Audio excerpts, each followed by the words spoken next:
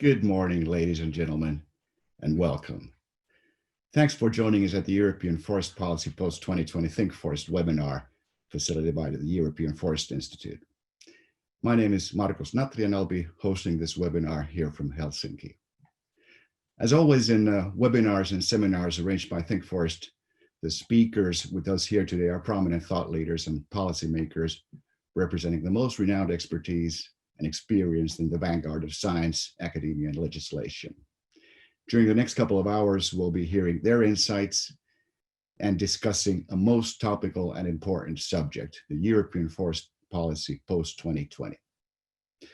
Before we take a quick look at today's interesting program, let's make sure you can all see the screen and hear my voice. I know most of us have now spent the last 6 hours, or last 6 months rather, online meetings and webinars and also all kinds of things like that. But just to make sure, here's a couple of pointers. On the bottom of the screen, you'll find icons and functions that you can use to participate in this webinar.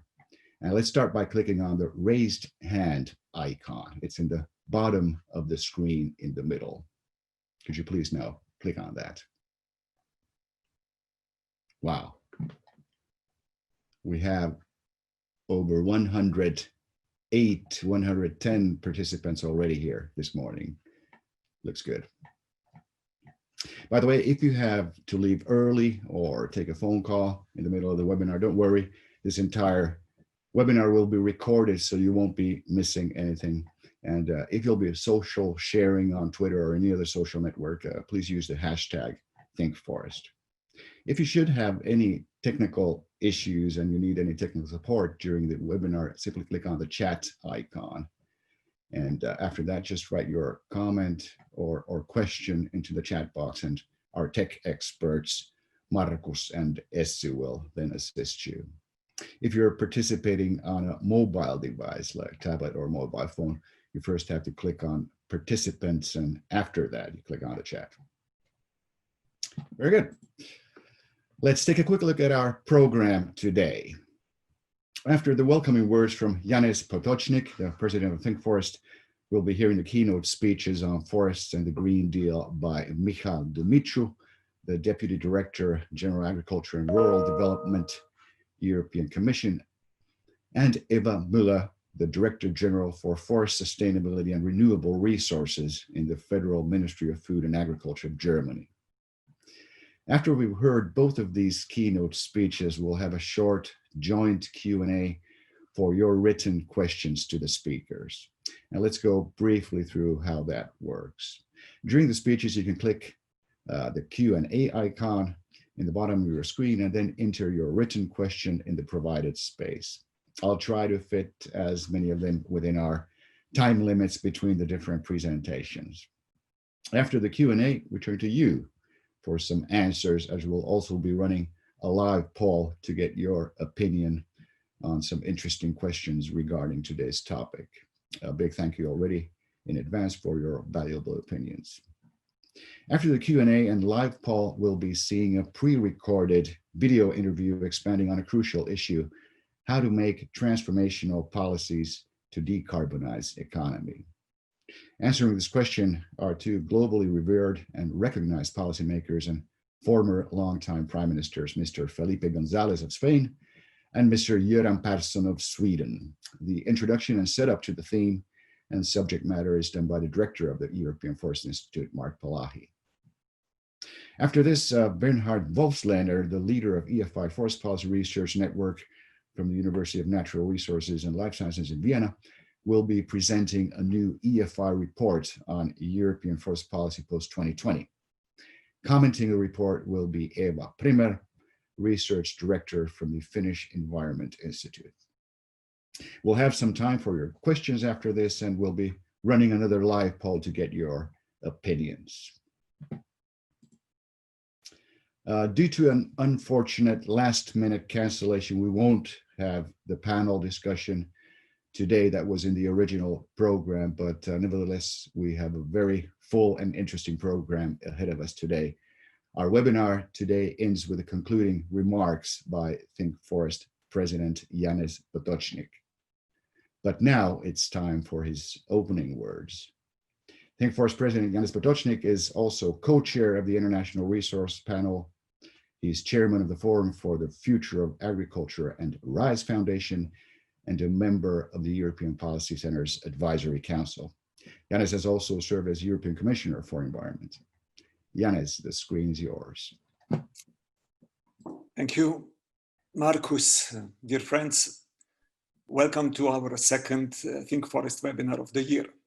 Despite some unfortunate cancellations in the last moment, still a very important one, as we wish to have a forward-looking and informed discussion on the future of the forest policy in Europe. In our last webinar on the European Union Green Deal, we were arguing that the current health, climate, and biodiversity crisis that we are facing are just different faces of the same fundamental problem: our unsustainable economic system. A system addicted to fossil resources and to growth at all costs, even those costs not recorded and leading to depletion of our natural capital. We are failing to value and incorporate our most important capital, which is a basis for human health and well-being, nature. We also argued that the European Union Green Deal is certainly the best framework we have to address the current multidimensional crisis. But the Green Deal is falling short when it comes to systemic approach and to addressing the real drivers of the problems we face, like climate change, biodiversity loss, inequality, circularity, and prosperity. No question at all, they are all interrelated. In this context, forest policy and the strategic approach to our European forests, forestry, and the forest-based sector offer great potential to address simultaneously many of the societal challenges that the Green Deal talks about. While the European Green Deal does not address the forest-related question as one could expect and forests would deserve, I do still believe that we should not be too much worried about that if the appropriate steps will be taken in the near future. How one could actually understand the Green Deal? Let me quote the European Green Deal communication on this point. This communication is an initial roadmap of key policies and measures needed to achieve the European Green Deal.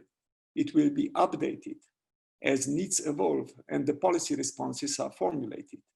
All EU actions and policies will have to contribute to the European Green Deal objectives. To deliver the European Green Deal, there is a need to rethink policies for clean energy supply across the economy, industry, production and consumption, large-scale infrastructure, transport, food and agriculture, construction, taxation, and social benefits. We have seen recently the European Commission proposals on the farm to fork strategy and biodiversity strategy. Now it is time for forests. It is time to have a strategic approach to European forests, forestry, and forest-based solutions. This requires political will and policies. Forest policy needs to be coordinated with other policies, but should not be just a complement to other policies or for achieving political goals. What is needed is a real holistic and long-term approach about forests done through forest lenses. We need a strong European Green Deal arm on forests. As you know, forest-based economy ultimately relies on healthy and resilient forest ecosystems. And therefore, investing in protecting forest ecosystems and biodiversity is of course a precondition for a sustainable and long-term profitable forest sector. This also means that with the right policy framework and incentives, a well-functioning and central forest-based sector can become an important vehicle for ecosystem-related and biodiversity investments. Public money, it's of course important and needed, but private investments are needed too. There are many opportunities. Achieving a circular economy, which is one of the central pillars of the Green Deal, can be accelerated through the sustainable use of forest resources. There is an important potential of replacing some of the non-renewable based products with renewable, and it should be exploited, of course, always tested through the life cycle effects on climate change, biodiversity loss, pollution, and health consequences. Industrial sectors such as construction, textiles, packaging, or chemicals will need to move towards low carbon business models, and forest-based solutions could help reaching the climate neutrality. With emerging technologies, we can now sustainably transform wood into a new range of wood-based solutions that can replace and environmentally outperform fossil products and non-renewable materials such as plastics, concrete, or steel. Finally, sustainable forestry and forest sector can play an important role also in realizing one of the ambitions of the Green Deal, a socially fair transition and equitable distribution of prosperity. Forests are key because the way forests are distributed, owned, and managed, and the way forest resources are processed, they offer a great opportunity to distributive jobs, infrastructures, well-being, and prosperity. Forests are the lungs of the planet. Forests are an indispensable treasure of our European continent. Forest sector provides also more than 3 million jobs in Europe, many more than the steel, cement, and chemical industries altogether. Still, forest sector is not in the center of attention, while those carbon-intense industries are called indispensable. The forest sector includes 400,000 SMEs and 16 million forest owners. Incredible socio-ecological infrastructure for a Green Deal. To finish, as mentioned, the European Green Deal needs a strong forest arm to be able to deliver on its ambitions. Forest strategy for European forests needs to address the questions like dichotomy between conservation and production, between adaptation and mitigation, and be based on a long-term and strategic approach. Forests are our precious natural capital, and they deserve proper attention. They deserve a self-standing, forest-focused reflection and an integrated strategic approach, and hopefully soon. Thank you for your attention. I will return to you at the end of the webinar and try to draw some conclusions from the presentations and discussions which will now follow. Marcus, back to you. So let's move to Eeva Müller, who is our second keynote speaker. First, this time, Eeva is Director General for Forest Sustainability and Renewable Resources of the German Federal Ministry for Food and Agriculture, and has previously held several leadership positions, for example, at the FAO, United Nations Food and Agriculture Organization, where she was responsible for the whole scope of FAO's technical work in forestry in her role as Director of Forestry Policy and Resource. Now, Eeva, the screen is yours. Thank you, Marcus. Can you all hear me? Okay. Thank you for giving me the screen, and I would like to begin by thanking EFI for organizing this very timely event and for inviting me to speak to you not only as representative of the Federal Ministry of Food and Agriculture of Germany, which by the way is a strong supporter of EFI, but also as a representative of the country that currently holds the presidency of the EU Council. 2020 is a decisive year for forests in the European Union.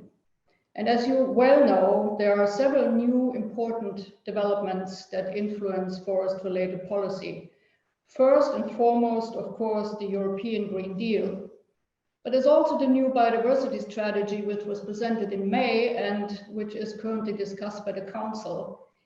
We have the ongoing negotiations of the reform of the Common Agricultural Policy, the CAP, and of course, the discussions that have already started in the Commission, in the Council, and in the European Parliament on a new post-2020 EU forest strategy. And even though forest policy is not part of the EU treaty, as a matter of fact, there are a great number of EU policies and processes that have considerable influence on forest policy in the EU and also consequently in the member states. And I'm thinking here particularly of climate, energy, biodiversity, agriculture, bioeconomy, and trade policies. This underlines, on the one hand, the significance of multifunctional role of forests and the positive fact that forests are being given greater attention in the political and public debates. On the other hand, it also reflects the increasing fragmentation of EU forest-related policies, as the objectives of these different policies as they relate to forests are not always coherent, and coordination and consistency is often missing. And more this results in debates about who is actually responsible for what. Many member states have therefore emphasized their responsibility for forests under the EU treaty and have asked the Commission, most recently in the Council conclusions in April 2019, to develop a strengthened and balanced EU forest strategy post-2020 that is fully in line with the subsidiarity principle. And this is a valid demand because there's a great diversity of forest ecosystems and different regional conditions, and therefore the main responsibility for forests does indeed lie with the member states. We should also not forget the millions of forest owners and generally often difficult conditions in many rural areas. With a more and more centralized approach to measures, increased regulations, we would risk fostering abandonment of your rural areas instead of providing the incentives and the enabling conditions for income generation through sustainable and multifunctional management of all forest resources. And here I'm not only referring to the support measures under the CAP, but rather to the medium and long-term strategic and political directions we are debating. Allow me to make a few remarks on the EU Commission's proposals for the European Green Deal and the new EU biodiversity strategy and how they affect forest policy. Member states generally welcome both documents. The Green Deal in particular sets important and ambitious climate policy objectives for the future. Now, sustainably managed forests and the multiple products of forest-based industries in Europe already play a major role towards meeting the climate policy objectives.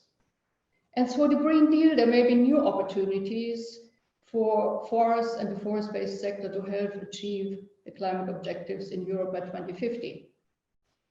With regard to forest policy, the Green Deal provides an approach that appears to be not entirely balanced.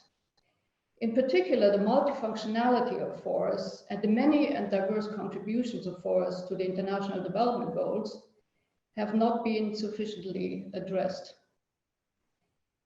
In the Green Deal, the new European forest strategy is expected to build on the biodiversity strategy. While the latter has already been published, the new forest strategy has been postponed to 2021. And the biodiversity strategy already contains several substantive forestry-related proposals. And in this way, to a certain extent, already anticipates the objectives and strategic direction of the future forest strategy. But as I mentioned earlier, responsible forest policy should take into account the entire spectrum of forest functions for the environment, for the economy, and for society. And for this reason, in October last year, the member states asked the Commission to consider the role of forests in meeting all sustainable development goals of the 2030 agenda. Now, what are we doing under our current presidency? One of the key objectives is to contribute to the development of a balanced and strengthened post-2020 EU forest strategy. And this means concretely that together with the member states, we are currently developing council conclusions that are intended to provide the Commission with guidance for the development of the EU forest strategy next year. We are striving for a forest strategy that is complementary and supportive to national and subnational forest policies. The strategy is expected to help us achieve the objectives of sustainable and multifunctional forest management according to the 3 pillars of sustainability and in line with internationally agreed principles such as the Forest Europe principles and definition. It will also help to promote the forest-based sector politically as a solution-oriented sector with regard to international development goals. And it will help improve coordination and coherence of EU forest-related policies, as well as strengthen cooperation between member states and the Commission. This is to be achieved by taking into account the responsibility of member states for forest, the subsidiarity principle, and the interests and rights of the millions of forest owners in Europe. We're also striving for coherence between the already published biodiversity strategy and the future EU forest strategy. And in doing so, we need to look at the potential impacts of the EU biodiversity strategy, and in particular, the specific targets.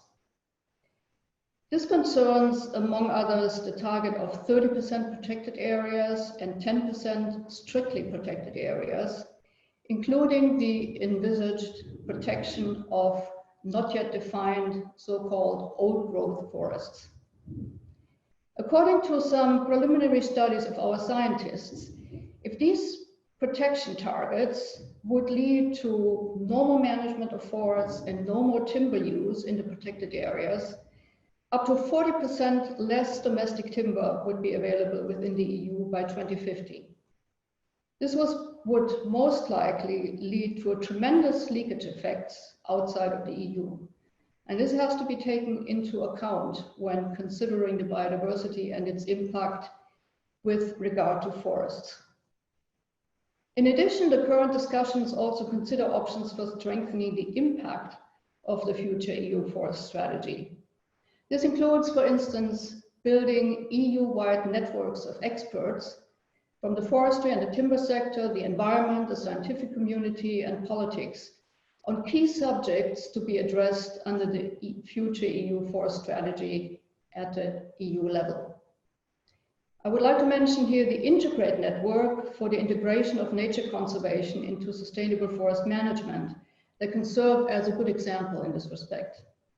It demonstrates how networking of experts and the active involvement of member states can shape and also help implement forest policy objectives. Furthermore, there are discussions about developing mechanisms under the EU forest strategy for a voluntary exchange of information on the member states' existing and planned measures to implement sustainable forest management, similar to the voluntary national contributions under UNFF. Such an approach would help us prove, demonstrate, and communicate better the forest sector's sustainability in a transparent manner. Now, with regard to specific content, in our view, the EU forest strategy should concentrate on 3 key objectives, while at the same time also ensuring coherence with all other forest relevant subjects. The 3 objectives would be strengthening the resilience and the adaptive capacity of forests, and this in the view of the fact that we are currently experiencing huge forest damages due to climate change related events. A second objective would be maintaining and enhancing forest biodiversity, and I already mentioned the example of Integrate, which could help here, and promoting and further developing the contribution of forests and the forest sector to the European bioeconomy and the circular economy. Now let me conclude by emphasizing again that sustainable forestry is an essential part of the solution to meet and support EU and global policy objectives. If this is our common understanding, let us work together to develop a strong EU forest policy post-2020 and at the same time help improve coherence with other forest-related policies. Thank you very much. One question that we have for Eeva Müller here, and the question is, how long will it take to talk about and implement the policies and until they show actual results? From Petra Hansen. Would Eeva Müller or somebody else want to answer this? Well, maybe I'll start. That's a good question, and I certainly don't have the answer for that. But I would say, you know, the more actively the member states are involved in the development of these policies, and also later on in the implementation, the faster we will achieve results. That's a very simplified answer, but the best I can give at this point. Very good. And another one right here. How will a forest strategy be meeting the huge problems of forest damages in Central Europe now? How will this be a part of a strategy, and is it already considered in the biodiversity strategy? Because it must be influencing that also. Question from Lena Van. Any thoughts on this? Well, this is why we are proposing a limited number of key focus areas of the forest strategy. And one of them, the first I mentioned, is to strengthen the resilience and adaptive capacity of our forests. Just to give you an example from Germany, we have had drought conditions, we have had storms, we've had bark beetle attacks for the last 3 years, which have seriously damaged our forests. We have about 285,000 hectares of forest that have to be essentially restored, reforested. So, but it also means that we cannot just plant spruce again, which is the species that we are losing massively at the moment due to the bark beetles. We have to think about how to reforest in a way that makes our forests more resilient in the future. And our policies go all into this direction. And I think we are not alone with this in Germany. There are other countries in Europe that have similar problems. And globally, I think the same problems prevail. You just look at the forest fires in the US. Climate change is happening and it's affecting our forests. There's no doubt about that. Right. Very good. Thank you very much. It looks like no further questions at this point. Let's see if there are. Okay, one more coming up. Question for Eeva from Matteo, FSC's EU advocacy. What's your view on forest certification schemes? Do you think they can help enabling EU forest policy objectives? At FSC, we're believing that mandatory approaches and voluntary ones are mutually supportive. What's your take on this? Excellent question. I do share this view. I think certification certainly has a role. We have, again, you know, as an example from Germany, we have just as a response to all the forest damages and also to COVID-19, we have initiated an emergency program for forests, which will give forest owners a certain amount of money to compensate them for the loss of income and the damages. And the only condition for this is that forests are certified, because that's the easiest way for us to show that we are supporting sustainable forest management, because the forests that are certified have a proof that the forest owners are not only managing their forests, but they're managing them well. So if you look at this, I think forest certification certainly has a role. Not maybe at the EU level as a whole, but within each of the member states. Right, very good. And a further question from Metodi Sotirov. If the new EU forest strategy remains voluntary and driven by national interests, is there no danger of not meeting global and EU policy targets? Well, strategies are of course not legally binding, and we do not have a legally binding instrument, neither at the European level nor on the global level in forestry, and there are many, many reasons for that. But strategies serve as an incentive for member countries to adhere to them. And also, as we are proposing this voluntary exchange mechanism, this is also supposed to be an incentive to share information about what member countries are doing. And we hope that there will be sort of a pull effect through this. Very good. Okay, thank you very much, Eeva Müller. And if there are further questions later on, if we happen to get Michal also online at some point, then we'll get back to you. But thank you very much for very insightful, excellent answers and a very insightful keynote speech. Now it's time for us to ask some questions from the audience, and time to launch our very first poll. Could our technical people put the poll out there? And you can see it there right now. Very simple question, 3 simple answers. Should the European Union have competence in forest policy, like in agricultural and environmental matters? Number 1, no, keep it as it is. Yes, number 2. And number 3, no idea. Let's give it a couple of more seconds. And now we have 104 votes and a landslide vote for number 2, yes. We need to have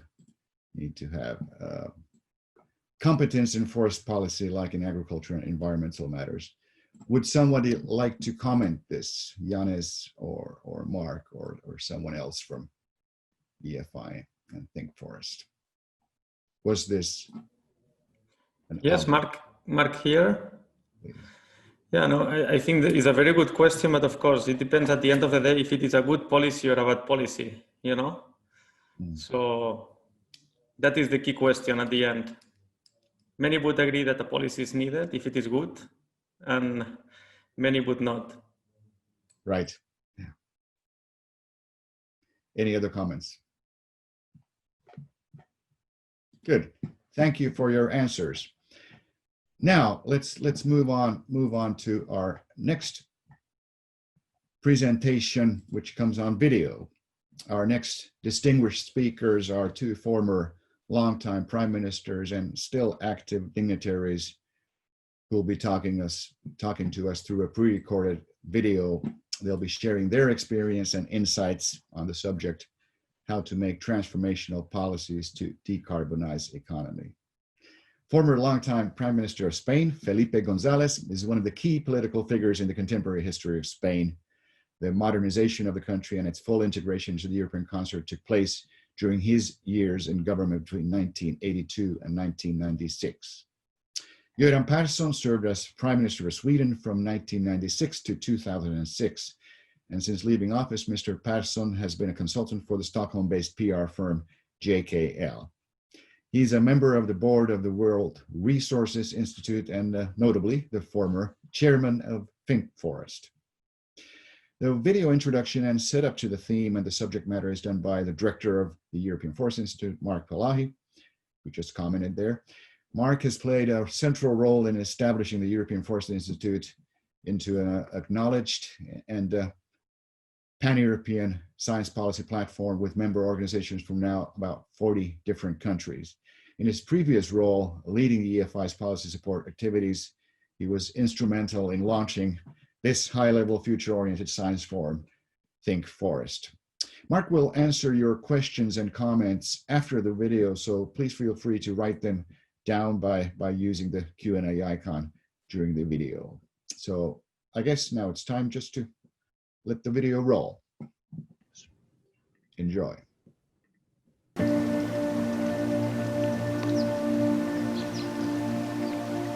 We have a golden opportunity to use the COVID pandemic to reimagine our world and to create a new economy that prospers in harmony with nature and not against it. This is crucial because the current health, climate and biodiversity crisis that we are facing are just different phases of the same systemic problem, our economic system. A system addicted to fossil resources and to growth at all costs, a system that has failed to value and incorporate our most important capital and the basis for human health and well-being, nature. In fact, scientists have alerted us for many years that the degradation of our natural ecosystems and the loss of biodiversity are key factors explaining the emergence and transmission to humans of zoonotic diseases such as COVID-19. Having arrived at the present tipping point, we clearly need a new vision for our world, a new narrative for the future generations, and a new strategy to reset our economy on a sustainable path. The EU Green Deal is the best framework to do that because it tackles most of the structural problems that have brought us here. To reflect on many of these points, I have invited two former Prime Ministers, Mr. Felipe González, former Prime Minister of Spain, and Mr. Göran Persson, former Prime Minister of Sweden. To start, I would like to ask them if they think that the current COVID crisis is really an opportunity to accelerate the implementation of the EU Green Deal, if it is an opportunity for Europe to lead the transformational change that our world needs. A mi juicio es una oportunidad, pero también se puede ver como un obstáculo. Yo creo que hay que optar por aprovecharlo como una oportunidad. Uno le dice, oiga, pero tiene algo que ver. La irrupción de la pandemia ha producido efectos devastadores desde el punto de vista económico. Hay un proceso de destrucción de empleo. En realidad es de las primeras veces que vemos una crisis más concentrada y más dramática en la que la oferta y la demanda se desploman. Es decir, eso hay que recomponerlo, hay que reconstruirlo. Claro que hay un factor importantísimo, cómo recuperamos empleo y cómo el empleo aumenta, digamos, la dignidad del trabajo, claro, pero reproduciendo el modelo anterior o aprovechando esta situación para intentar evolucionar lo más rápidamente posible hacia un modelo diferente. No, es que uno de los elementos destructivos que ahora ya están constatados, salvo para los negacionistas, ha sido el abuso, no el uso, el uso acelerado, que se convirtió en abuso de energías fósiles. Ahora tenemos todos los instrumentos para ir sustituyendo ese modelo energético, incluso acelerándolo. Pues había que hacer un enorme esfuerzo. ¿Va a afectar a todo? Pues claro, va a afectar desde la industria del automóvil hasta cómo se dispone una industria turística a cooperar en una sostenibilidad mayor, en una relación con la naturaleza mucho más armónica que sea capaz de contribuir a luchar contra ese cambio climático. Yo creo que no hay ningún obstáculo, es un problema de verdad de conocimiento y hay que tomárselo en serio, no estar solo en declaraciones de principio y de voluntad política para hacerlo, porque esa transición hoy es perfectamente posible y probablemente el impacto de la pandemia, sus terribles incertidumbres y sobre todo sus terribles efectos socioeconómicos deberían llevarnos a acelerar ese modelo. Pero hay que acelerarlo contando con algo que me devuelve a Juncker, que los ciudadanos tomen conciencia de que la transición no es solo un elemento deseable, es un esfuerzo que compromete a los ciudadanos. Porque si es solo deseable, nos encontramos con fenómenos en España, por ejemplo, el 90% de los ciudadanos, por tanto, hay una transversalidad ideológica enorme, cree que hay que resolver este problema y cree en ese cambio. La siguiente pregunta es, ¿y se asume el esfuerzo, el compromiso y el coste de producir el cambio para ir hacia otro modelo económico y otro modelo de relación con la naturaleza? ¿O es solo yo quiero vivir en un espacio natural y no me preocupo de cómo se sostiene eso? La gente tiene que preocuparse también, si no, no se puede hacer política, y por eso hablo de una gran conciencia ciudadana para producir el cambio. COVID-19 is something that might work as a trigger for this process, but it can also end up being the opposite. You don't know. You need a narrative to tell them why we are acting as we are just now, with the terrible threat of climate change. That is something that is quite difficult for many to take in. So you need to link the program to their daily activities, and you need to do that in a way so you can also add to that a more advanced discussion about science, about investments, about development. So it's a very complicated process ahead. We have done it before, yes, but we have never done anything of this complex character as combating climate change, because it will touch every part of society. And there, I'm convinced, the forest sector will play a decisive role, as the agriculture sector. Both Mr. Felipe González and Mr. Göran Persson are nowadays forest owners, and they have the opportunity to live for long periods of the year in the countryside. So I would like to ask them, what do they think about the future role of rural areas, forestry and agriculture in realizing the ambitions of the EU Green Deal, especially considering that we are living in an increasingly urbanized society?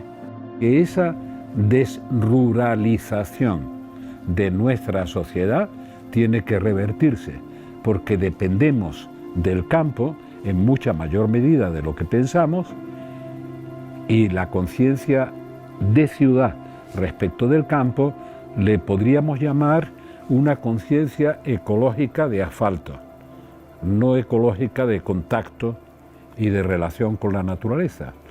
Por tanto, yo creo que hay que forzar o esforzarse más en relacionarse de verdad con la naturaleza, tocar la naturaleza, interactuar con ella, incluso intentar vivir de lo que supone el campo.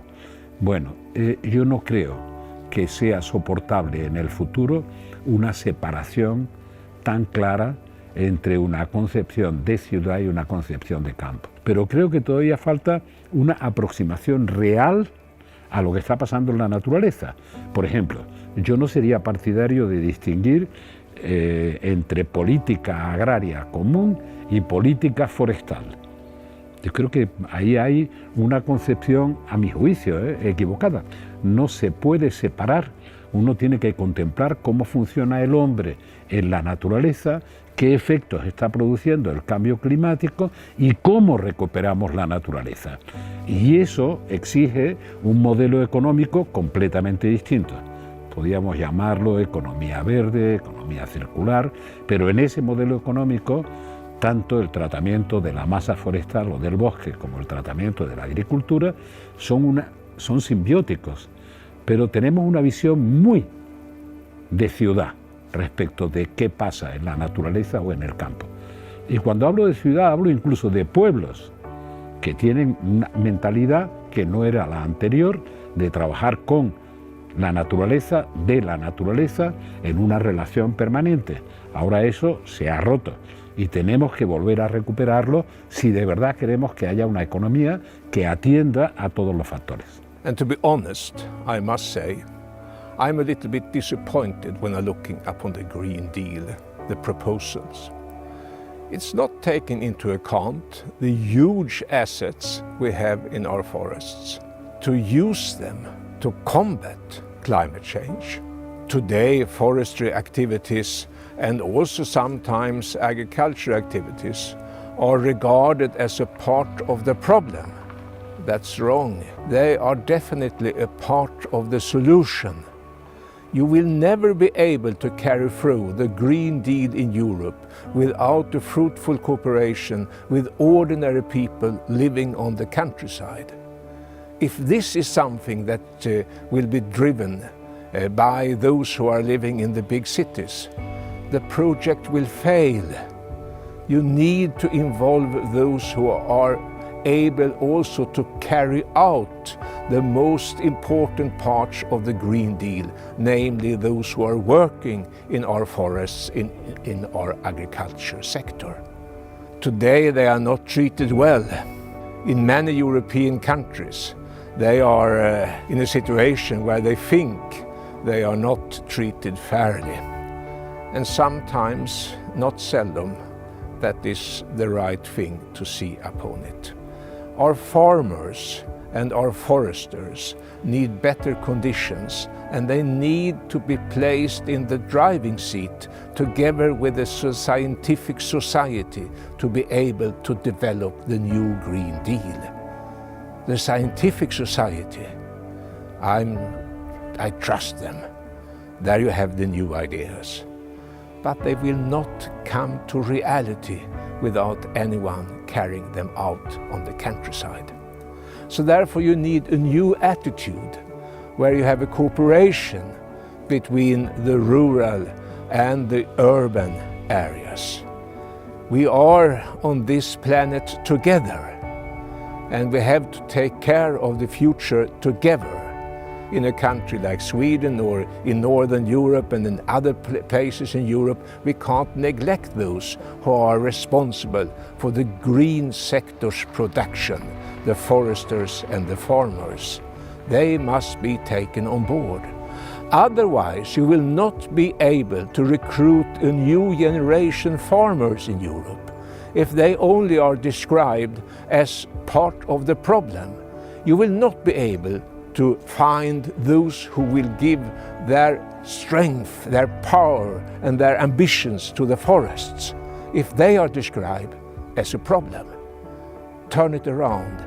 Describe how you can use the forests and the farming activities as a driving force for a new green European deal. Then we will bring not only economic prosperity, but also a better political situation in the society. Because if we don't do this, there will be big parts of our societies that will be described as losers.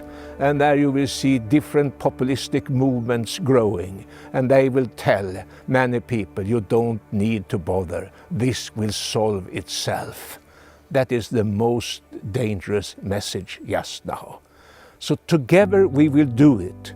Together, those who are living in the urban areas and we who are living on the rural side, together for the future, combating climate change.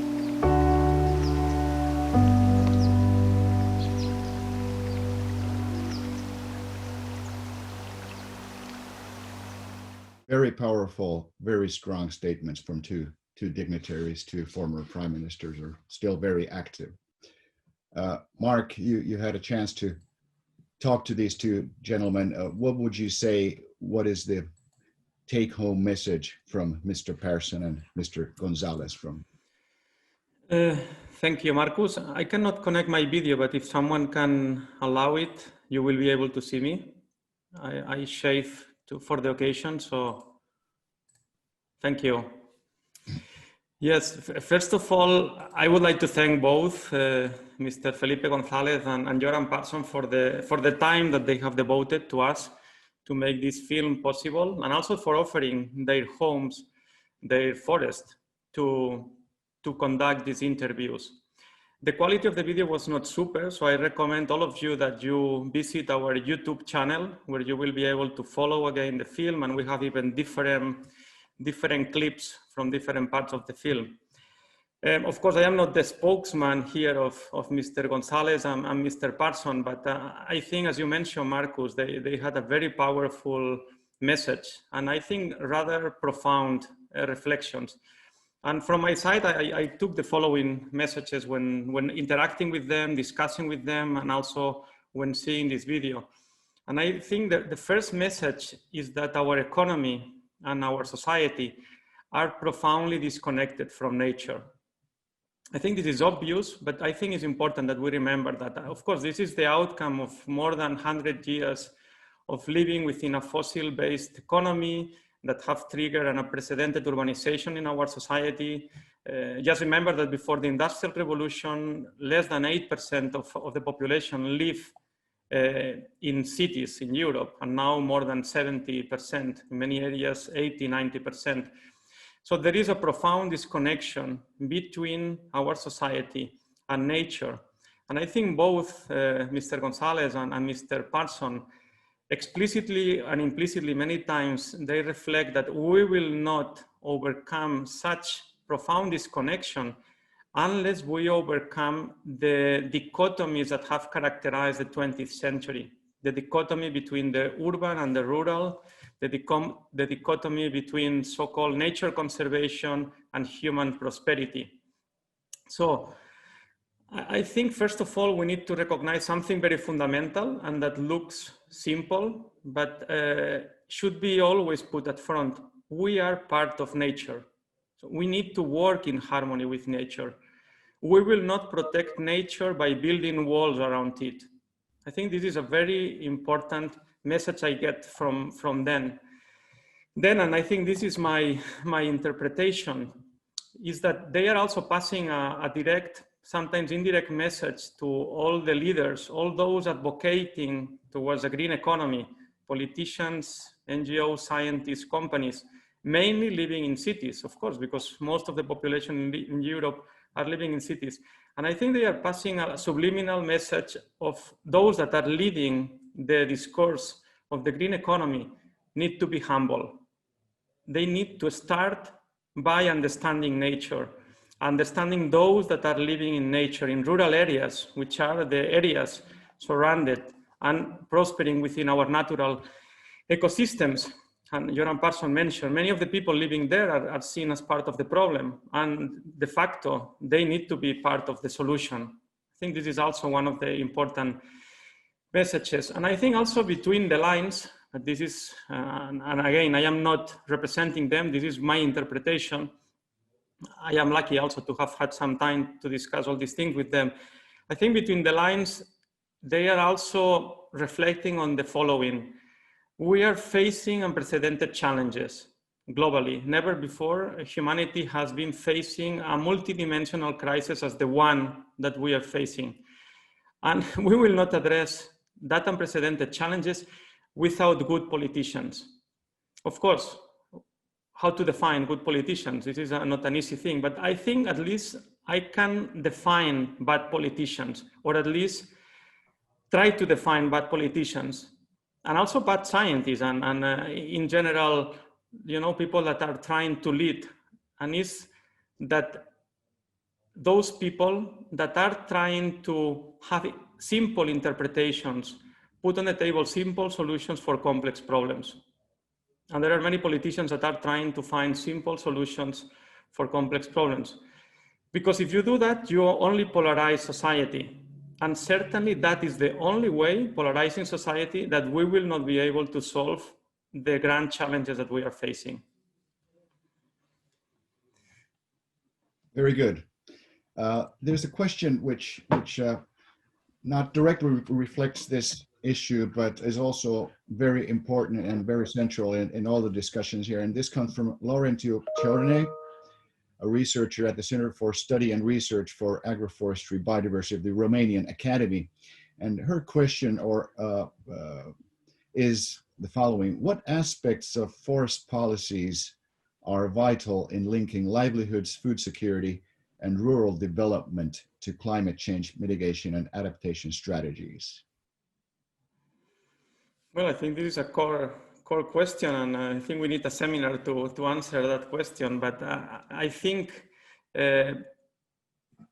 first of all, to recognize that to address the problem of climate change, the biodiversity problem, many of the problems that we are facing, we need a fundamental transformation. We need to move from a fossil-based economy towards a circular bio-based economy that prospers in harmony with nature. So, first of all, if you agree on that, then you need policy incentives, investments, innovation to come to the rural areas with many of the solutions. The new value chains need to emerge to replace the old fossil value chains. So at the end of the day, we are talking here about a set of integrated policies that you could summarize maybe with the famous 4 I's: investments, innovation, institutions, and infrastructures, all coordinated to make this transformation possible. Very good. Thank you very much, Marc. Now let's move on to the next part of our program today. And our next presenter is Bernhard Wolfslehner. He's the leader of the EFI Forest Policy Research Network from the University of Natural Resources and Life Sciences in Vienna.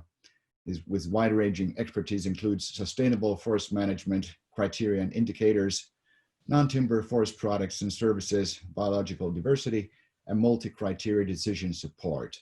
Bernhard will now be presenting a new EFI report on European forest policy post-2020. Bernhard Wolfslehner, the screen is yours. Thank you for the introduction and welcome everybody to the seminar. My task for today is to present the new EFI report. Basically, it's already a couple of months old, since it was originally expected to be presented in March in Brussels. But I'm happy to share our findings with you in this report.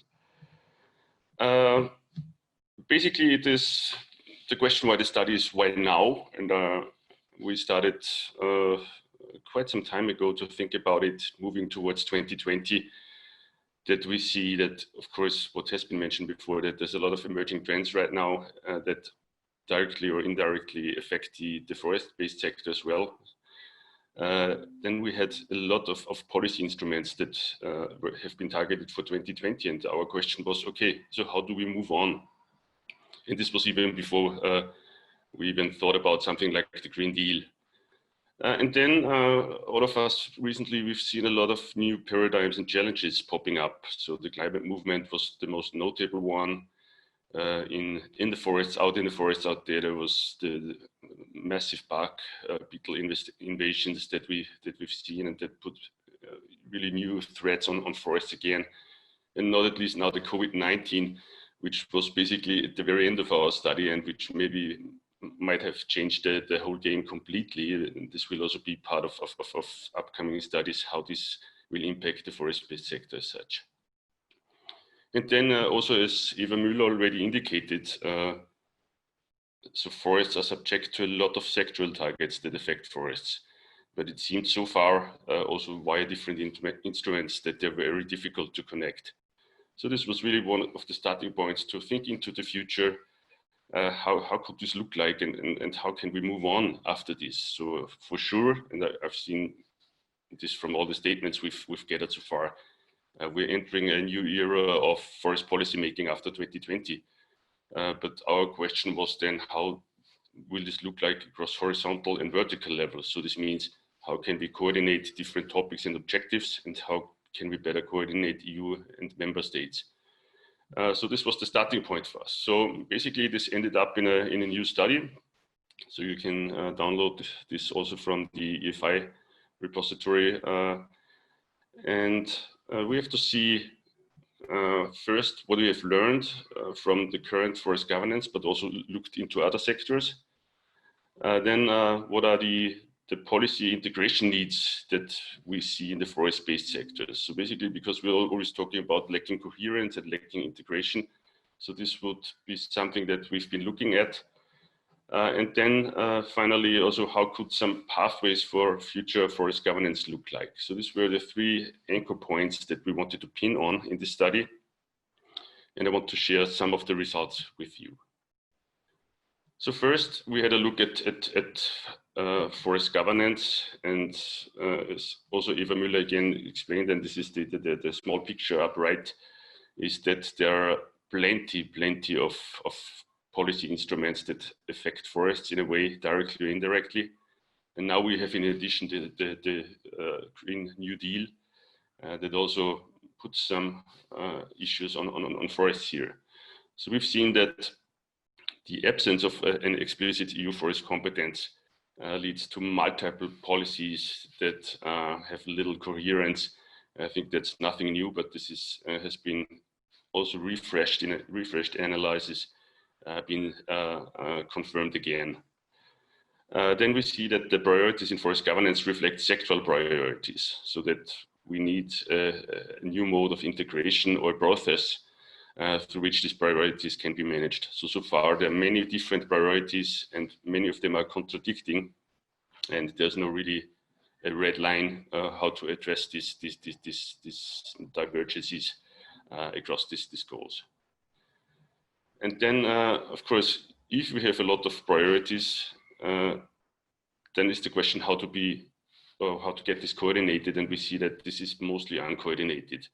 So this is what really required a shared framework to accommodate these interests and to solve the trade-offs. So the trade-offs have been addressed before. So is it protection without management? Is it bioenergy versus biodiversity? So there are a lot of unsolved trade-offs so far in the policy frameworks.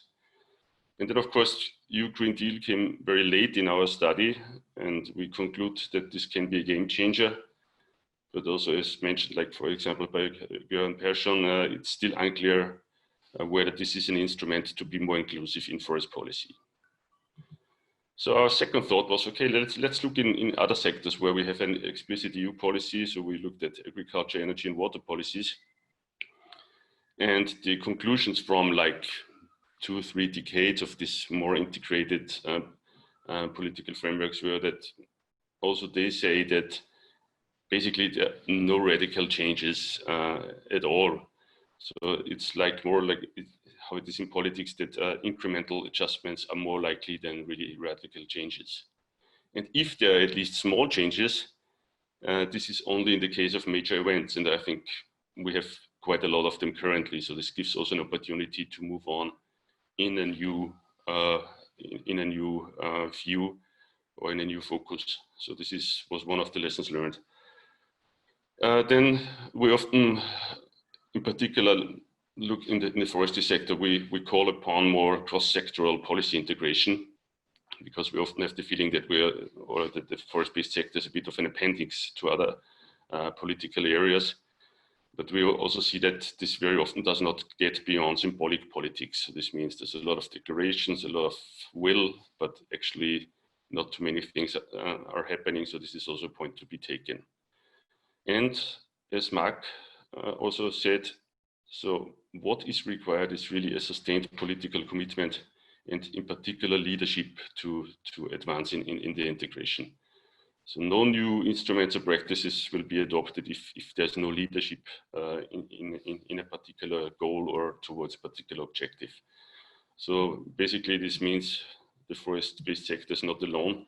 So things are not happening too quickly, but things are changing quickly. So this is, I think, maybe a bit of the contradiction between what's happening and how we are reacting to that.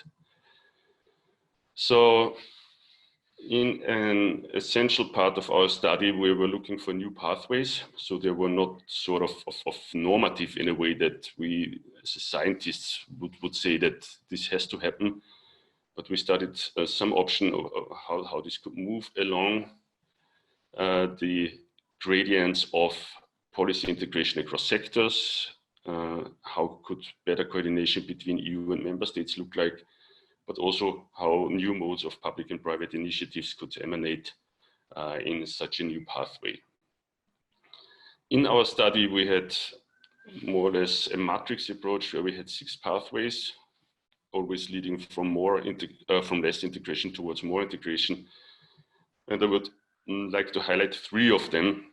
So those are the ones changing towards more integration. And the first one is the horizontal one between, so the improving the integration between EU and member states. So this would mean that a strong EU forest policy would be implemented based on multi-level integration. So this would mean, to which extent ever, so we've seen the poll, so that basically the poll said that more than 2/3 would vote for a more or a strong integration of forest policy on EU level. And this would also be the first point to have this a stronger political role of forests, a more visible role of forests in the EU context. So far, it's more or less, or it's perceived as a sort of play ball between the different major policies driving this field. So I think we've seen that if something needs to be tackled in the forestry domain, then we need a more strategic and coordinated and a proactive forest policy making. So I think the proactive aspect is of major importance, because we see now that if we're always too late if we just react to always quicker changing environments or phenomena. So this would also mean that if the responsibles really go for a more a stronger role for forests, this would also then imply that we have dedicated funding instruments for forest development, and not only a small part like in the past cap. this means, of course, and this is always the power struggle and also the, connected to the principle of subsidiarity, that the member states would be hesitant to give up power and competence if we remain to have the goals contradicting as they currently are. So if EU and member states are not clear what are the priorities, and if they cannot agree on that, so member states are not likely to give this up. And then currently also we have an uneven view on the future role of forests across EU. I think the EU Green Deal triggered this discussion again. So this question about having a strong focus on biodiversity and restoration of forests, we agree that it should not lead to sort of abandoning forest management. So this is something, an inherent discussion point that has to be solved before moving towards a direction like that. And then on the pan-European level, of course, the legally binding agreement in the context of Forest Europe appears to not likely to happen currently. So this would have been a potential trigger also to make things happen at the EU level. So currently these elements are not very likely to happen, as I said. And then, of course, we have the point that, and this has been discussed in the past years, that we need more integration across policy sectors, because the sectors are very much interlinked to each other, and none of them can really be sort of looked at separately. And in particular, the forestry, as we see as a sink of biodiversity, a sink of carbon, a player in the construction, a player in the circular bioeconomy, a provider of a diversity of forest goods and services. So this would really be a very challenging task, also to really deliberate all this variety of goods and services. If the political system goes in this direction, the political clarification on contradicting visions on forest resources in Europe would be the key element. And I think this is a discussion that is also strongly needed, because currently they're floating around somehow, not very connected. And this would also mean that we have a comprehensive approach on the diversification of the sector. So forest is more than just the trees out there. It's a lot of elements along the forest wood chains that we see that really has to be taken on board. So it's not just trees and animals, it's much more, and it plays a strong role in the social part of the EU citizens. And then we see, of course, if we do something like this, then there might be different coalitions possible for multi-sectoral goals. So this means that one could go beyond the classical, sectoral pillars where same people are talking about the same topics all the time. But I think this would have the potential to open the discourse to multi-sectoral discussions. On the con side, we can see, of course, if we put forests in the cross-sectoral discussion, this might lead to discussion on optimization of forest use. So it means the best use for timber production is a certain part of Europe in the West. The best part for protecting biodiversity is in a certain part somewhere else. So if this happens, then this would take away a certain level of freedom also from the more than 17 million forest owners of the countries. And this might invoke an overregulation of forests, because if we have to optimize across Europe, then a strong power has to regulate where which management practices happens, or where abandonment of management will happen. And then what we experience, of course, what we've experienced in the last years is that the forestry expertise, in particular also in the EU, is rather small. So the question is really, is there the potential to equally contribute to this cross-sectoral discussions if the forestry expertise is already rather scarce? And this also is, of course, a voice for strengthening the forestry expertise again, but not in a sectoral understanding, but in a broader context. And then we thought about a third axis, and this is the cooperation between actors, and also in particular the relationship between public and private actors. And the question would then lead to new mechanisms to involve governmental, business, and social actors in political decision making. So far as mentioned earlier, very often these mechanisms are symbolic, or the public is left out. So this is really quite a tricky issue also to combine these different views. What we've seen now from recent development is that new inputs to cooperation may fast-track policy innovation. So just think about the climate movement.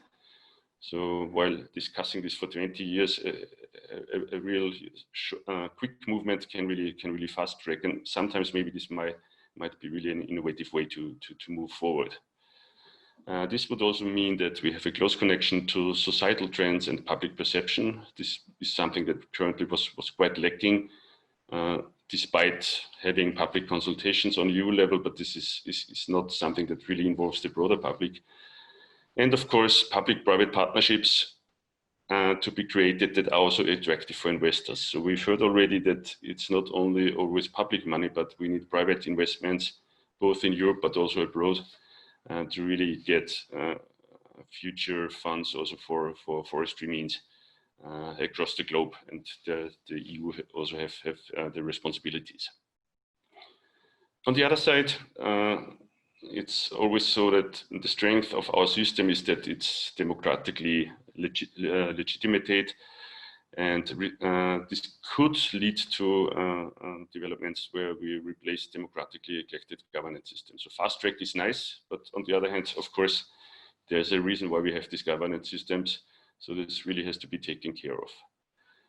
If this is stronger to be implemented, then of course there's the danger that this attracts cherry picking of partnerships. So this means, you just do the nice things which are profitable, but the other things that are not so sexy, they're left behind. And I think we need a balanced approach also for this. So not just investing into the most profitable ones, because then we're just maintaining the economic system that we had. And then, of course, I think we've experienced this from a lot of activities also worldwide in the forestry, is whenever we go for these more private issues of public-private partnerships, there is always the point that it might favor high-capacity companies. So this is, the huger you are, the likely you are to comply. On the other hand, it might fail to connect to deliberate non-compliance. So basically, players who are refusing to comply to these new activities or to these new objectives. So these have been the three elements, and we have to say that in this matrix, of course, there's not a one size fits all solution. So basically, the forest policy post-2020 will be a combination of different pathways or different element of pathways. So I think it's a matter to deliberate how to improve the integration between the sectors, how to better facilitate a real cooperation between EU and member states and not just an information sharing, and also how to have a fruitful approach towards public-private partnerships. And I think that in our report, we pinpointed at a lot of these different options, which can be also used for the implementation of the EU Green Deal. What we see, and this is not new, of course, is that the challenges for EU forest policy making are linked to several policy objectives. And having studied the sort of merits and dismerits of the past decade, we can conclude that it requires new modes of cooperative cross-sectoral governance, and that go beyond symbolic. So we have to see whether, for example, the new EU forest strategy is really such a means, or really is underlying such a process that we can speak of a new mode. So this is really a sort of mandatory thing if we really want to move in this direction. And then we've seen that defining joint topics on forests are key for the fostering of forest policy integration. So if we keep on, discussing forests along 20, 30, 40 different objectives without interconnecting them, there will be no certain means of really integrating these issues. And I think integrating is the key word here, if we really want to look at forests in a sort of comprehensive and holistic way. The Green Deal popped in very late, as I said, into our study, but we concluded that it might be a strong trigger for forest policy integration. although we have all the debates because it was not properly defined yet, but it really has the opportunity, but also I think the duty to find the synergies for forest use and the provision of forest ecosystem services, and really have the first chance to openly address minimizing the trade-offs, because without that we will have the more conflicts than solutions in the future. So many thanks for your attention. I still had no so much time pressure right now, so I'm happy to also answer questions if they're there. Thank you very much. Thank you very much, Bernhard. Before we go on to Eeva Primmer, who will be also commenting this study, one question to you. You mentioned the combination of different pathways for the European Forest Policy 2020. Where could the EU Green Deal potentially be located in your forest policy pathways? So far, as we've seen it, and still in the absence of the forest strategy, I think there are particularly the potentials for contributing to integration between EU and member states, because I think it's a very strong goal. So this is a very strong statement, and if we claim for leadership, then I think the Green Deal has the potential to do so, because it's a very strong statement, a very clear goal. So this might be a sort of leading paradigm for the coming decades. So I think in this point it would be strong, but also in the vertical view, so means to combine sectors. I think if it's really an instrument to bring sectors together, it has to really connect to concepts like the circular bioeconomy, which is currently a bit understated in the report, because it really needs to have this connection also to the economy of the EU, and not just of the forest as such. So I think it has the potential, and I think we are all interested very much in how the new forest strategy will develop, because I think the common expectation is that we need a strong instrument here compared to prior forest strategies. Very good, thank you. Now to comment the new EFI report is Eeva Primmer, Research Director from the Finnish Environment Institute. Eeva is a forester holding a PhD in agriculture and forestry, and she's also adjunct professor in environmental policy at the University of Helsinki. She's a member of the United Nations International Resources Panel and the Finnish Forest Council. Eeva, the screen is yours. Wonderful, thank you. I cannot share my presentation, so I'll just be talking. Bear with me. Thank you very much for the kind introduction, and thank you for the opportunity to comment on the report now and also earlier at the draft stage. And thank you to Bernhard Wolfslehner for a very good introduction in a short time span to a nice and broad report. I suggest everyone goes and has a look at the report after the event. It's a good report. The report is a very accurate description of what we see in European forest policy, and maybe it's like we heard now, it's a little bit of a provocation, what kind of sort of sore spots we have in European forest policy. But it's not very provocative. It doesn't really provoke us to think that what are our issues in European forest policy. I will talk about a few things now, like in a way, topics that I think that are relevant for us when we consider the messages. And first, I will talk about the multifunctionality of forests.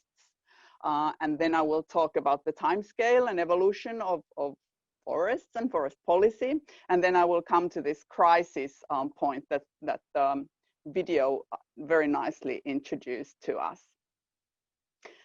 Okay, so historically, and for a very long time, us who are in the forest profession have started our studies and worked a lot with cubic meters, with the volume of forest and how the volume evolves, and this has been, and how we then manipulate the volume of forests. And this has been considered a bit old-fashioned for a long time, but this has returned back on the agenda with the climate change implications of forests and the role of forests in combating climate change or generating climate change. So we have a huge concentration of how many cubic meters And at the same time, we should keep in our minds, just like in the very good introductions in this seminar, that the forests are about trees. The trees constitute the ecosystem. And with the ecosystem, we get a lot of different functions. We get nutrient cycling, we get water retention, we get a really good weather and on the top of that, we get a lot of other goods and benefits for the society and health, and really we get a lot out of the forest. But to get that, we need to have the forest ecosystem. And of course, the forest professionals and the forest community and even the forest processes recognize this. But then when things get polarized, then this kind of multifunctionality is wiped away, and we focus on one function or another. Then if we want to think of for having this multifunctionality, forests need a lot of time. My organization celebrates its 25th anniversary this year, and it's a very young organization when you think about forests.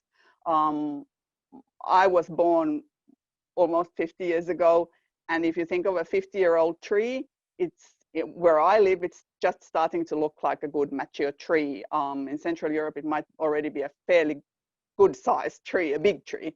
But in any case, you need a lot of time. And we could hear in some of the comments that came to Eeva Müller's talk that or questions were very impatient. How do we get, if the policy changes this way or that way, when will we get the results? When will the policy deliver? But forests, unfortunately, are somehow like a long time scale issue, and we have to think of policy in that way as well. So when I think back like this, and I try to think that an 8-year-old tree is a good old tree already, and what has that tree experienced and what has it seen, I'm thinking of the history of European forest, and for example, the pollution 80s and the acid rain, and everyone becoming aware of the forests as being crucial and important and in danger. And the response to this was that the European actors got together, and there were the ministerial conferences, and there were the criteria and indicators for sustainable forest management were formulated, and we started to have a shared understanding of what sustainable forest management is. And I also share a personal history there that I had my first summer job in the city was in the ministerial conference in Helsinki in 1993. So it's nice to think in this kind of longer term ways about forests. We had a really nice period of sustainability thinking there at the start of 90s. We were concerned about the and a lot of really good policies came, and there was a United Nations Conference on Environment and Development, and in a way sustainability was established as a policy area. But right from there, a huge polarization started between economic growth and protection. And we still see that, and we have heard today a lot of this kind of notions of this, that there is no bringing these issues together, that the economic development happens like it would be totally ignorant, just like Marc Palahí said, like it would be totally ignorant of the natural resource and the nature that it relies on. And then those who want to protect the nature, they kind of ignore the economic context where they operate and where they as humans and society live. And so there is this kind of polarization, gridlock, that we can't get over this somehow. Well, then there are these new concepts like ecosystem services, which we have in the last 15 years. There's multifunctionality, the older concept, the integrated management that Eeva Müller is mentioning, and so there are a lot of nice innovations. We don't need to wait for the Green Deal to bring us the more innovative and transformative integrating actions that actually play on innovation actions. There are, for example, the European nice actions in the project InnoForest, where I work, and the Sincere sister project that is led by Eeva, and these are looking at innovations on sustainable or forest ecosystem service in Europe. And we will have much more of that come with the Green Deal being implemented. So there is a lot of attempt, but then somehow there is this feeling of lack of power. We don't know how to do European forest policy, like we would be somehow incapable of doing that. And so then we are putting a lot of hope on the noise. So I'll now shift to my last point, which is the crisis that maybe with the COVID, we can bring our act together. Or maybe with the pest damages of Europe, we can bring our act together. And we can look at the extreme weather events and the economic damages that they produce, and they are growing, and the climate change is increasing the risk and the level of damage. But they happen fairly often anyway. We regularly have the of forest fires or droughts or pest infestations, and we still don't get our act together. So how are we really so reliant on crises that shouldn't we just get over it with the, like, start working on our shared forest policy together? We have all the seeds for that. We have had the sustainable forest management principles that consider take biodiversity conservation seriously, take climate issues seriously, people's engagement seriously. We have all of that, and we could from what we have. So I think that there is a little bit of timidness in the forest sector, and perhaps like a little bit of lack of opening up to the society and taking leadership. So I would like to close. I would just urge us to take leadership in sustainable management and take the functioning ecosystems to the center stage, highlight the long-term orientation that we necessarily need for forests, and engage the society. And as a final conclusion to say, like, it's really nicely been highlighted, we do need a shared framework for a policy to. So we're just in a hurry to get that shared framework agreed on, and then we can gradually strengthen the policy. We don't need to do a strict policy or a very strong policy straight away, but we need to put that in the pipeline. Thank you very much. Thank you very much, Eeva. Brilliant and insightful. And there are many excellent questions here, which you've already touched on, and Bernhard already touched on, but let's go through them anyway, because then you can underline and accentuate some of the most important factors. And here's a question to Bernhard Wolfslehner from Geraldine Wilkes Alleman: how to strengthen coordination between EU and member states, as implementation studies have shown that the impact of past strategies is mixed? Yeah, good question. If I would be to solve that, maybe I would be God. No, but we've seen, of course, of recent analysis that the coordination between EU and member states didn't really improve, in a way that, as I mentioned already, that we have more information sharing than coordination. So I think it would really be a sort of strong point of the new forest strategy, or to also address these coordination issues and really make coordination something what the name implies. So it's not just at the very end point of that things are then sort of discussed, but during the process from the very beginning. And this, of course, needs a political leadership. And I think this is important. If we could move it from mud like Prometheus, it would be great that we have a political leader in forestry issues. But this is really something, I think we heard the call now that this is to be taken up, that leadership is needed. And that implies also that this long-awaited discussion for what does the forest in Europe or in the EU stand for. So this common vision, this common goals, I think this has to be started. Because I think in every company you have it, you start from the vision and mission and strategy, but we don't really see it here. And I think this is a central debate. And as I said, I think the Green Deal could really be a trigger to have a balanced approach. But let's not forget about this coordination issue also in the forest strategy. So this really has to be actively addressed and not just, you know, a little procedural appendix at the end of the document or something like that. Very good. Here's another one touching on the same subject from Paula Montino to Eeva, Primmer. What should be the measures in order to bring all factors at the same table and to start to do something in this regard? A central vision with clear objectives for each sector is necessary. Sustainable development is an integrated development where public and private should converge. Your comments, Eeva, on this. Well, thank you. This was a very broad comment, and I fully agree that we need to bring the issues together. But I would say that, just like I said before, that I think that the forests are an important ecosystem. Forests are the most important terrestrial ecosystem, not directly for us, because agricultural ecosystems are more directly because we eat food, but for maintaining the function globally, the ecosystem functions, forests are the most important ecosystem. So we could start by bringing these different issues on the table, but taking the forest angle, the forest ecosystem and sustainability angle as a starting point. So not be modest about the topic, the sort of starting point that we have with forests.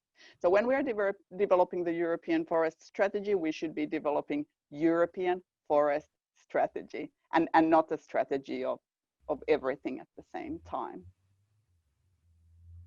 Good answer. An interesting question also regarding this a little bit. How the forest policies can affect EU segmentation due to rise of populist politics. How does populism affect this? This is very, very interesting because some of the populism in some areas of Europe comes in the sort of rural-urban divide, like Göran Persson was actually saying in his video intro, that some of the sort of wealth divide is this urban-rural, and then that results in a lot of polarization. And then there has been like somehow that the climate movement is driven by young, educated and urban people. And so there is a lot of these kind of issues. So I think that this forests are something that we could think of, excuse me, I'm trying to have these so that I wouldn't look so spaceship-like with the big muffs. But anyway, we have a lot of different sort of framings and ideas. Who vote have a lot of different ideas about the forest, and to sort of share more the different functions of forest, also the production of this, that a lot of our products are made of wood, and we consider those products more sustainable than the more fossil raw material products. That is somehow like a different discourse. So we should, to avoid polarization, we should bring these different discussions closer together. And it's impossible to bring everything at the same time. So we should choose some sort of entry points. And why not choose things like packaging when the COVID has brought us these new ways of using takeaway and ordering by mail and so on. Why not take this kind of entry points or wooden buildings, which is a typical sort of kind of hurdle for the forest sector, that we would want more wooden buildings, but somehow we end up making more pulp. That we should, but anyway, take some entry points and really discuss those from the different angles. Then maybe this could reduce the polarization, but and the sort of political polarization. But it's also a big challenge. We shouldn't take it. We shouldn't ignore this, that it is a huge challenge. What do you feel? How does this COVID situation affect this? Does this kind of give a bigger opportunity for finding the entry points and really getting deeper into this change? In this way, it might give an opportunity that we have when there are changes, people might be thinking in new ways. And like I said, the packaging might be one of these kind of areas where we have some big changes happening. But at the same time, the crisis is also putting people in very new ways in unequal positions. Those who are losing jobs because of the crisis, they will not be necessarily having the resources to enter new dialogues and be more informed about the functions of forests. So we should take that seriously. There are also other sort of like taboos in the agriculture and forestry sector about labor, which have become a bit more transparent and visible now with the lack of mobility of labor, and that there are poorly paid laborers in the forest and agriculture sector in Europe, which we perhaps haven't been at the center of popular attention before. And so in some way, opening these sore spots might be also helpful in finding new ways out. There's a good comment here from Raymond Becker. He says, good cooperation needs more trust, and that is missing. I guess that's one of the key ingredients in all of this. Question to Bernhard Wolfslehner. If leadership for the EU post-2020 forest policy is needed, who could be a key actor in embracing this role? The Commission is not, I believe, individual member states neither. Comment from someone. How would you address this, Bernhard? Yeah, I think I think it's been always in the past also that sometimes it's only a few persons. It's not always the whole political system that is changing everything.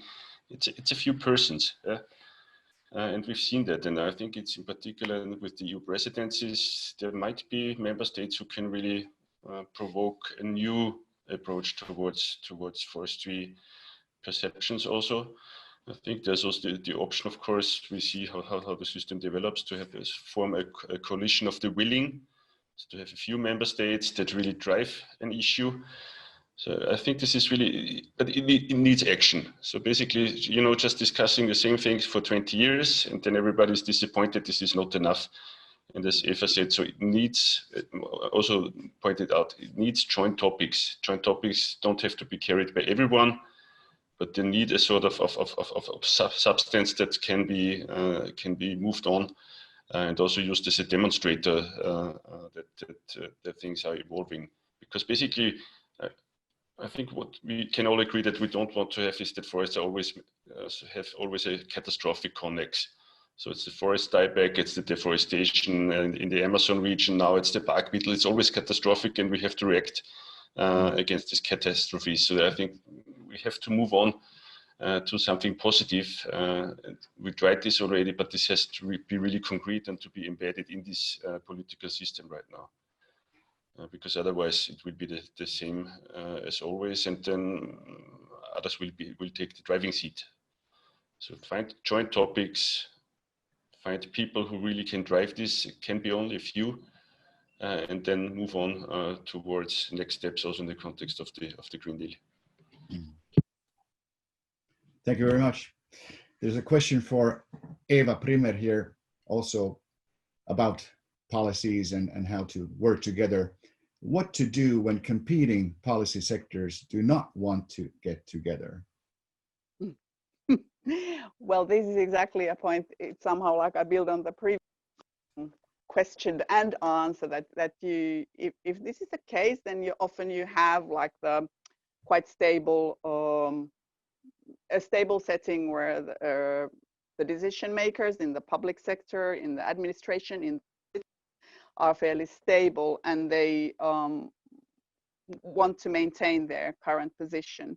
So then a good idea might be to break some of those boundaries, engage the private sector if the private sector is, or engage the private sector in new ways if there are like very traditional ways of having the private sector, for example, through the lobbies. They might be sort of quite maintaining current structure oriented. So typically, if there is no cooperation, there is that we want to maintain what we have had. Yeah, so I would say that break some of the patterns that you have now. So also, I mean that if we are stagnating with Forest Strategy Europe, we could just think of it as something else than strategy at some point then if we really cannot get it working with the strategy. But yeah, so try another entry point again, I would say. Right. knock on all doors. Here's a question from Marc Potočnik. This question has been here on the table for I think it was here before even your presentation of the EFI study, but let's take it now because I'm sure we'll give good answers from you. Up to date, it seems that forest mitigation and forest adaptation have been treated separately, either looking at the carbon storing capacity or at building resilience. Is there room to create synergies between mitigation and adaptation, and what policy support would be needed for that? Your thoughts on? Maybe I can answer that. So, having now been in the scientific discussions for more than 15 years, so this was already a long time ago a consensus that adaptation and mitigation have to go hand in hand. So I think there's no question about it. So everybody who would say either or, I think this is not a rational approach. And I think also that the Green Deal is this instrument now to really foster that. So the key element is resilience, because there would be no mitigation without resilience or without adaptation. So there is no way of doing that. And I think this is now also the new Green Deal research call in the frame of Horizon 2020 out there. So I think this will be the instrument to really focus on that, taking into account that we need a balanced approach. So I think this is key. Yeah, I could add just a concrete example that if you just like Bernhard said, that resilience comes first, that you need to have resilience, that if you have a forest ecosystem where you are really focusing on sequestering carbon and having it on an optimal growth curve, just like thinking only cubic meters and carbon tons, you might have a dieback in this forest much more likely than in a more diverse and more resilient forest ecosystem. And once the dieback comes, then you lose all that carbon that was stored in this ecosystem. So the resilience will help in both mitigating and adaptation. Very good. And now for the final question to you too, from Lina Venn, where are we now with this forest policy of EU, and what is the next step after the report? Now, Bernhard, you have to say. Most difficult question at the end, of course. Where are we now? I mean, now quite a lot of things are moving, as we've heard. So I think it's again the danger that the instruments already run in different directions. So we've heard biodiversity strategies out. EU forest strategy didn't even start. So I think it's hopefully, and maybe it's also the chance of the crisis that we can't continue like we did, is that the instruments build on each other and not again going into the one to the left and the one to the right. I think what we are is basically what I told. Where we go is a little bit uncertain, but I think there's agreement that this crisis has the chance that we really have to find the opportunity to go into completely different directions. This is a bit in contradiction what I said about that changes are only small or marginal, but of course the challenges are now without precedent. So yeah, let's see. But these are now the 1-2 years I think that are decisive to really shape the future direction, and not only in the short term but also in the midterm. Thank you very much, Bernhard and Eeva. Thank you. Thank indeed. you. Pleasure. Now let's move on to our second poll. We'll ask from the audience. Okay, you got the questions there. How should EU member state forest policy coordination be improved? 1, keep it as it is and do not change a thing. 2, provide more resources, human and funding to implement EU forest strategy. 3, establish an EC structure to coordinate Director General Agri, Klima, Envy, and Grow forest-related policies and lead on forest matters. Or number 4, to both 2 and 3, provide more resources and establish a structure, clear structure. Okay. We have the answers coming in. And the landslide majority says that we should do both 2 and 3. more resources, a better structure and coordination.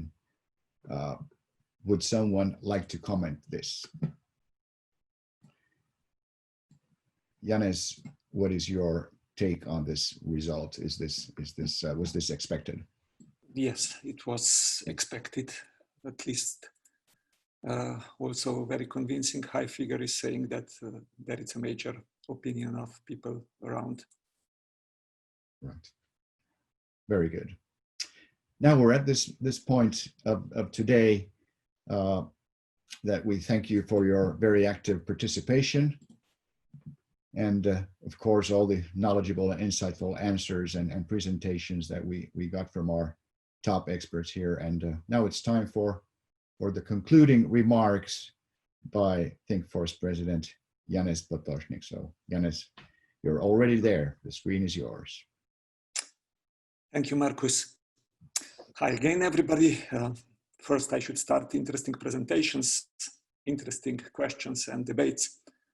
But I think it would be fair to start my conclusions by repeating some of the excellent messages which were done by both Prime Ministers, Felipe González and Göran Persson. We need to secure dignity of labor. We need to live in harmonious relation with nature. And we need a great effort to be in real contact with nature. Pandemic should lead us to accelerate the transition. Common agricultural policy and forestry policy should be developed in harmony. We have to link the transitional progress to our daily lives activities and listen to the scientific advice. Forests and agriculture will play a decisive role in our fight against climate change. We should involve those working in forests and agriculture in our joint efforts. They are currently not treated well and fairly, and farmers and foresters need better conditions. We need to step up cooperation among urban and rural, because only together we will manage a transition. Great leaders and clear messages. We should remember them also in our discussions and conclusions. Ladies and gentlemen, we mentioned, or better to say, you mentioned COVID many times. What can we actually learn from the COVID times? There are three crises world and the EU are facing. The acute health and socioeconomic crisis, as economies have shut down, and also a crisis with deeper roots, a chronic crisis of globalization and economic transformation. The latter has been feeding climate change and income inequality, and it's rapidly leading also to massive unemployment. Many are saying that the world after COVID-19 will not be the same again. I'm afraid that it will be quite the same. We will just hopefully understand it better. Very likely, the frequency and the severity of health-related outbreaks, climate-related extreme weather events will in the future increase. We need to rethink the way we are managing the risks as individuals and collectively, as private companies and public policy makers, locally and globally. We need to build more resilient societies and be better prepared, and we need to cooperate more and better.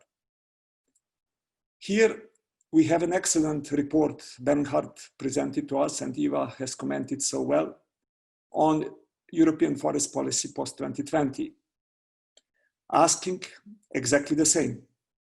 But the problem is not being aware of the need, nor the lack of scientific documents pointing in that direction from the past. The real question is how we can finally move from knowing and understanding the need for more cooperation in forest management to making that real. How to strengthen the efforts, the knowledge, human and financial resources for that purposes on the European Union level. Opportunity is certainly there. Why?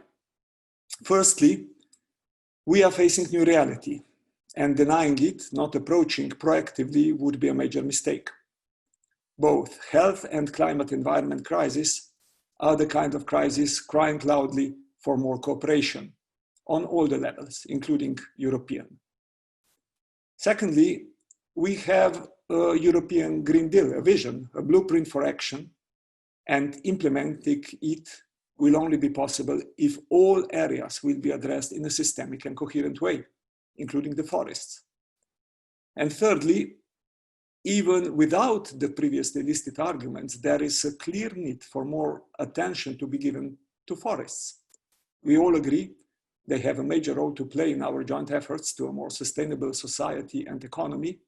And it is high time that we stop looking to them only in the context of other policies, but to start looking to forests also through the forest-specific lenses. The expectations from the incoming European Commission forestry strategy planned for the beginning of the next year are high, and rightly so. Dear friends, while the subsidiarity and competence debate linked to forests and forestry policy is again heated and overheated, one thing is clear.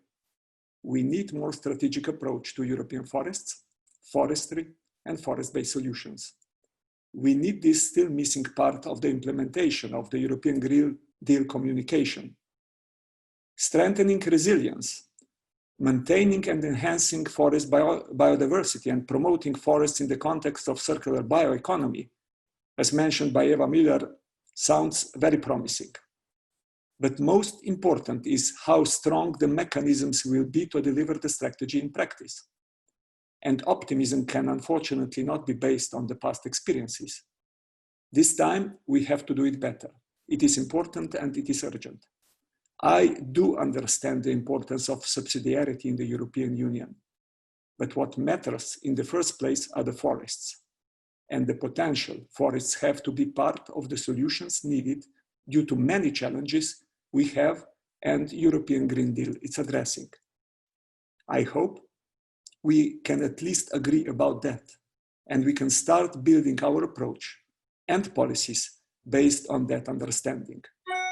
Let's build trust around that and show that we are responsible and that we care. Thank you for being with us the last 2 hours. I hope you have found our webinar interesting despite some technical challenges which are not uncommon when many of us are remotely connected. Thank you for being trusted and reliable friends of European Forest Institute and ThinkForest. And in the first place, thank you for being reliable and trusted friends of forests. Take care and all the best. Thank you very much, Janez, for your very important message. It's all about trust. And thank you to all the distinguished speakers here today. And of course, thank you to all of you for joining us here today for this ThinkForest webinar. As I mentioned in the beginning, the entire webinar has been recorded and will at some point quite soon be available on European Forest Institute's YouTube channel. So ladies and gentlemen, until next time, stay healthy and safe. Bye-bye.